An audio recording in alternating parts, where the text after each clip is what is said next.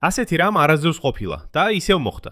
ხმაურიანი მუქარების, ისრაელთან ურთიერთმუქარებისა და ირანის ენერგეტიკაზე დარტყმების შემდეგ დონალდ ტრამპმა მოულოდნელად გააუქმა თავდასხმები და განაცხადა, რომ აშშ და ირანი თითქმის შეთანხმდნენ ბირთვულ გარიგებაზე.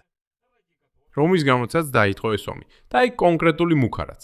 მას შემდეგ რაც გასულ კვირას ვაშინგტონში ოფიციალური ვიზიტით იმყოფებოდა ისრაელის პრემიერ-მინისტრი ბენიამინ ნეთანიაჰუ, გაჟონა ინფორმაცია იმის შესახებ, რომ აშშ და ისრაელი ამზადებენ ერთ-ერთ ყველაზე ძლიერ დარტყმას მთელი ომის განმავლობაში ირანის ენერგეტიკული ინფრასტრუქტურის ობიექტებზე.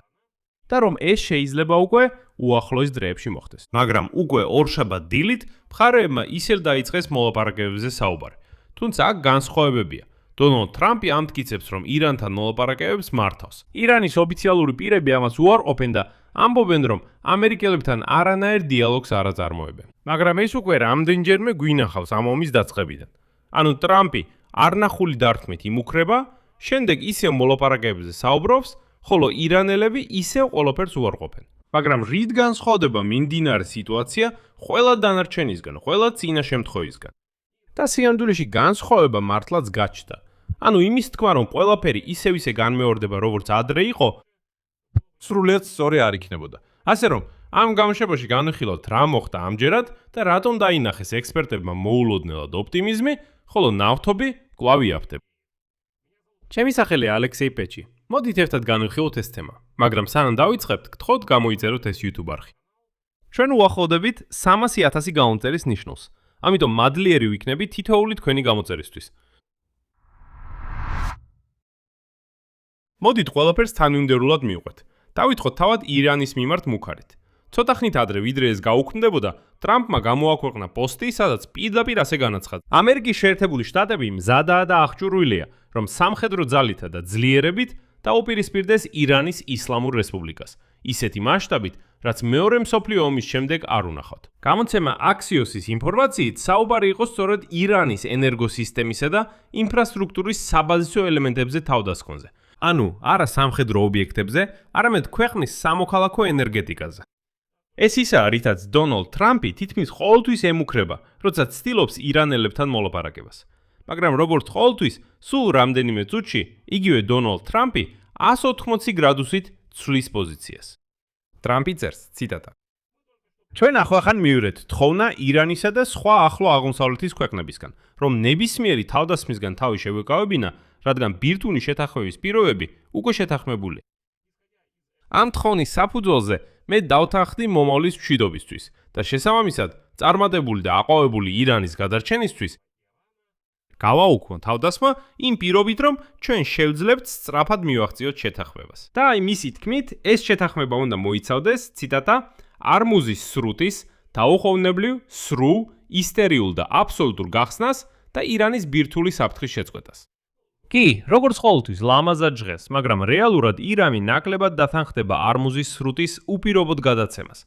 ამის გამო ისინი ამდენ ხანს არ აჭიანურებდნენ. მაგრამ რაც ზუსტად ცნობილია, ეს არის ის, თუ ვინ იდგა დონალდ ტრამპის ამ მოულოდნელი გადაწყვეტილების უკან. რადგან ადრე დონალდ ტრამპი გაიხსენეთ, ყოველთვის აცხადებდა, რომ ვიღაც რეგიონიდან სთხოვა გაჩერება, რომ სინამდვილეში თავად არასდროს აუქმებდა ირანზე თავდასხმებს. ყოველჯერზე ვიღაცა სთხოვდა ამას, მაგრამ შემდეგ ამას ვერავინ ადასტურებდა. ის ყოველთვის ამბობდა, რომ მას სპარსეთის ყურის მონარქიებმა სთხოვეს. შემდეგ კი არც ერთი მონარქია ამას არ ადასტურებს. ან ამბობს, ირანელებმა მთხოვეს, უბრალოდ მევედრებოდნენ. გთხოვ, შეისვენე, მოდი ვილაპარაკოთო. შემდეგ ირანელები ამბობდნენ, რომ საერთოდ არავისთან არ ვიმართავდითო. მაგრამ ამჯერად არის კონკრეტული ადამიანი, რომელმაც როგორც ჩანს მართლა სთხოვა ირანზე არ დაეთხა. Axios-ის ინფორმაციით, საუდის არაბეთის მემკვიდრე პრინცმა მოჰამედ ბინ სალმანმა შაბათს დაურეკა დონალდ ტრამპს და მართლაც გამოხატა შეშფოთება ირანზე დარტყმის გეგმებთან დაკავშირებით. CBS News ადასტურებს, რომ სწორედ ბინ სალმანი არწმუნებდა ამერიკის პრეზიდენტს, უარი ეთქვა ახალ ძლიერ დარტყმებზე და დეესკალაციის გზას დაბრუნებოდა. გარდა ამისა, ოფიციალურმა საუდის სააგენტომაც კვირას დაადასტურა ტრამპსა და ბინ სალმანს შორის საუბრის ფაქტი.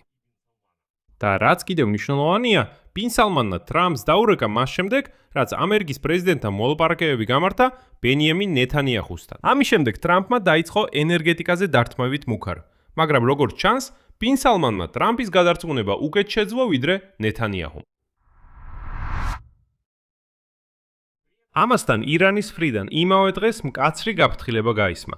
კერძოდ ირანის საგარეო საქმეთა მინისტრმა აბბას რაქჩიმ თავის საუდელ კოლეგას პრინც ფეისალ ბინ ფარხანს მიმართა და განაცხადა, ციტატა: ნებისმიერი მტრული ქმედება ამერიკის შეერთებული შტატების ან ისრაელის მხრიდან ან რეგიონის ქვეყნების მონაწილეობა თუ ხელშეწყობა ასეთ ქმედებებში მიიღებს მკაცრ და შესაბამის პასუხს ირანის ძლიერი შეიარაღებული ძალების მხრიდან. და ერთი დღის შემდეგ, უკვე 3 აგვისტოს, ტრამპმა დეტალები დააკონკრეტა. მან განაცხადა, რომ ირანთან მოლაპარაკებები დღეს ორშაბათს დაიწყება და რომ ეს, ციტატა, ბევრ სიცოცხლეს გადაარჩენს. მისი თქმით, უკვე არსებობს გარკვეული შეთანხმება ჰორმუზის სრუტეზე და ის ასევე ელოდება შეთანხმებას ირანის ბირთვული განიარაღების საკითხზეც. ეხლა კი ტრამპის მთავარი ციტატა: მე მირჩენია შეთანხმების მიღწევა, არ მომწონს ადამიანების მოკლა. ამასთან მან ხაზგასმით არნიშნა, რომ აშშ-ის სამხედროები ნებისმიერ მომენტში შეძლებენ ირანის წინააღმდეგ მოქმედებების განახლებას თუ ამის საჭიროება იქნება. მაგრამ შემდეგ იწყება ყველაზე საინტერესო და ყველაზე მეტყველი იმის გასაგებად რა ხდება საერთოდ. ირანის საგარეო საქმეთა სამინისტროს ოფიციალურმა წარმომადგენელმა ისმაილ ბაღაიმ დღესვე 3 აგვისტოს ფაქტობრივად უარყო დონალდ ტრამპის ყველა სიტყვა. მან ირანის ტელევიზიაში განაცხადა შემდეგი, ციტატა: ამჟამად ჩვენ არ გვაქვს არანაირი მოლაპარაკებები ამერიკის შეერთებულ შტატებთან. მისი თქმით, ერთადერთი დიალოგი, რომელსაც ახლა თეირანი აწარმოებს, არის მოლაპარაკებები ომანთან და ისინი ეხება მხოლოდ უსაფრთხო მარშრუტის შექმნას გემების მოძრაობისთვის ჰორმუზის სრუტეში, თანაც ფულის სანაცვლოდ. ბაღაიმ დააზუსტა დეტალი, რომელიც ბევრ ამას ხსნის. 3 აგვისტოს ირანის საგარეო საქმეთა მინისტრი აბბას არაქჩი მისი თქმით, საერთოდ კი მომლოცველად მიემგზავრება, ხოლო დანარჩენი მოლაპარაკებების გუნდის წევრები ირანში იმყოფებიან. ანუ როგორც მიხვდით, ფიზიკურად არც ირანის დელეგაცია მიემგზავრება სადმე აშშ-ში, არც ამერიკული დელეგაცია მოსაოდნელი თეირანში ან სადმე ნეიტრალურ ტერიტორიაზე. მოკლედ, არავინ არსად მიდის, მაგრამ ტრამპს მოლაპარაკებები დღეს უკვე განუახდა. და ბოლოს ბაღაის ბოლო ფრაზა. სიტუაცია ჰორმუზის სრუტეში არ შეიცვლება, სანამ აშშ-ო აგრესიასა და ბლოკადას გააგრძელებს, რაც ძალიან მნიშვნელოვანია. ნავთობის ფასი აჩვენებს, რამდენად რეალურია ეს გაურკვევლობა. კერძოდ ბრენდის ნავთობის ფასი, რომელმაც გასულ უკვირას პირველად მაისის შემდეგ მოკლევადიანად გადააჭარბა $100 ბარელზე. ორშაბათს ტრამპის განცხადების შემდეგ მკვეთრად დაეცა 8%-ზე მეტით და $89-ზე დაბლა დაეშვა. ერთ მომენტში კი $83-ზე დაბლა ჩავიდა. მაგრამ მას შემდეგ, რაც თეირანში საჯაროდ უარყვეს მოლაპარაკებების ფაქტი, ნავთობის ფასი კვლავ გაიზარდა. ანუ ბაზარი ახლა პირდაპირ რეაგირებს ორივე მხრიდან ყოველწინააღმდეგობრივ განცხადებაზე. ეხლა რატო არ არის ეს ერთადერთი შემთხვევა, როცა ტრამპი ჯერ იმუქრება, მერე კი აუქრებს, არამედ ეს განმეორებადი მოდელია. და ეს განმეორებადი მოდელი ძალიან საინტერესოა კვლევის თვალსაზრისით. გაგახსენებ, ჯერ კიდევ მარტში, ანუ აშშ-ისა და ისრაელის ირანის წინააღმდეგ ომის დაწყებიდან, რამდენიმე კვირის შემდეგ, დონალდ ტრამპმა გამოაცხადა ირანის ენერგეტიკულ ინფრასტრუქტურაზე დართმებში ადრიანი პაუზა. ამ ვადების 6 აპრილამდე გადატანით. შემდეგ ეს ვადები რამდენჯერმე გადაიწია და როგორც გახსოვთ, ყველაფერი დაიწყო 10 დღით შემდეგ. გადაიქცა 1 თვედ და ასე შემდეგ. ყოველ ჯერზე ლოგიკა ერთი და იგივეა. დონალდ ტრამპი მაქსიმალურად მკაცრად აანონსებს უპრეცედენტო დართმას, რაც იწვევს ნავთობის ფასების მკვეთრ ზრდას და პანიკას რეგიონში. შემდეგ ჩნდება ვიღაც შუამავალი. ამჯერად ეს არის საუდის არაბეთის პრინცი მოჰამედ ბენ სალმანი, რომელიც არწმუნებს ტრამპს გადადოს შეტევა თითქმის მიღწეული შეთანხმების გამო. შემდეგ ირანის მხარე ან არ ადასტურებს ამ შეთანხმების არსებობას, ან პირდაპირ უარყოფს მას. ამ ფონზე ძალიან მნიშვნელოვანი შენიშვნა. ხომ გაიგეთ სქემა? ტრამპი ხმამაღლა იმუქრება, ახლავე დავანგრევ მთელ ენერგეტიკას, ეს იქნება ყველაზე ძლიერი დარტყმა მეორე მსოფლიო ომის შემდეგ. შემდეგ მისი თქმით ჩნდება ვიღაც, ვინც რეგიონში სთხოვს და პირდაპირ ევედრება, რომ არ დაარტყას. და ის ამბობს: კარგი, იყოს ასე, არ დავარტყამ. შემდეგი ეტაპი ასეთია. ირანი ამბობს: არა, არანაირი შეთანხმება არ არსებობს. საერთოდ რაზეა საუბარი? და აი დღეს გაირკვა, რომ ნავთობის გიგანტებმა ომის ფონზე ირანთან რეკორდული მოგებები გამოაცხადეს. კომპანია ExxonMobil-მა ოფიციალურად მიიღო 4.9 მილიარდი დოლარი კვარტალში. Chevron-მა კი 12 მილიარდი. კომპანია Shell-მა თითქმის 10 მილიარდი მიიღო. და ეს ყველაფერი გაზისა და ნავთობის ფასების ზრდის ფონზე. ანუ, რაც უფრო დიდხანს გრძელდება ახლო აღმოსავლეთში კონფლიქტი, მით უფრო მეც გამოიმუშავებენ აშშ-სა და ევროპის უმსხვილესი ნავთობკომპანიები. მაგრამ ზოგჯერ ნავთობის ფასების დაწევაც არის საჭირო, რათა სხვა კომპანიებმა შეძლონ შესყიდო.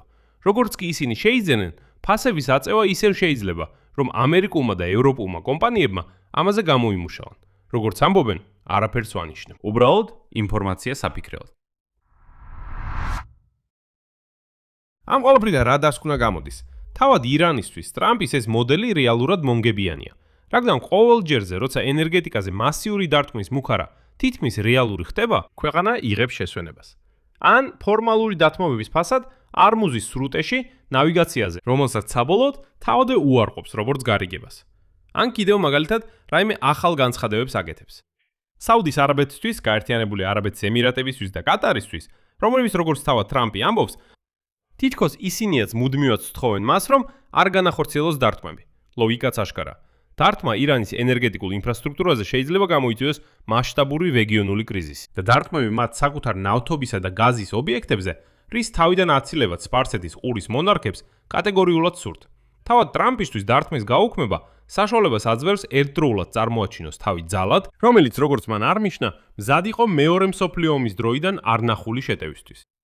და ამავე დროს მშვიდობის ყოფილად, რომელმაც მოახერხა დეესკალაციაზე შეთანხმება.